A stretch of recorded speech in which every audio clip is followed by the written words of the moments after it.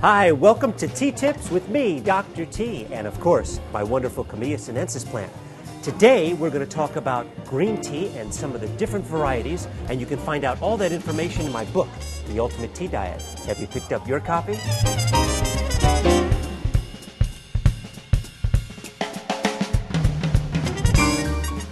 Keep in mind that green tea has roughly 80% less caffeine than a regular cup of coffee, and it doesn't matter which green tea you drink because they have all the same health benefits. Why? Because all tea comes from one plant, Camellia sinensis. So let's get started. Green tea is made from the leaf taken to the plantation, cleaned and dried, and then they process it. Now, how do they process it? Well, they use a number of ways to process it, and we're going to go over those right now. To start with, in China, they have a green tea, and the most famous green tea is called Dragonwell. And Dragonwell is produced by taking the clean leaves and putting them into a beautiful hot wok.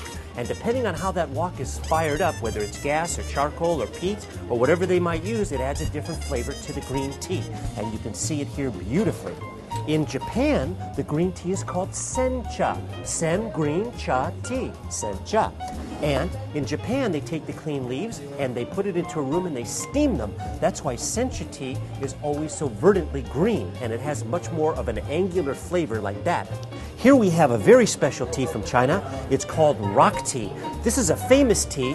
Why? Because this tea actually grows out of a riverbed in the Fujian province of China, and it is a rare and a prized tea because it grows out of the riverbed, adding the wonderful taste of fresh, pure water, a very high mineral content, and oh, you can smell the rushing spring right there. This is green gunpowder. Now, gunpowder is a tea, a green tea that's rolled up very tightly, and I wanted to show this to you today because gunpowder was the first tea that made its way from China to Europe and eventually to the States. Remember, the States were originally a Dutch colony. The Dutch were the first ones to take tea out of China to Holland, ergo to the United States. And this is the tea that we were drinking in the United States before it was the United States, when New York was New Amsterdam. And George Washington had a minimum of 3 cups of his gunpowder every day. And I wanted to show you a wonderful tea from Japan called Gen Mai Cha, which is a green tea with the additive of puffed brown rice. Great for digestion and adds a beautiful sweet flavor. In China alone, there's over 20,000 varieties of green tea.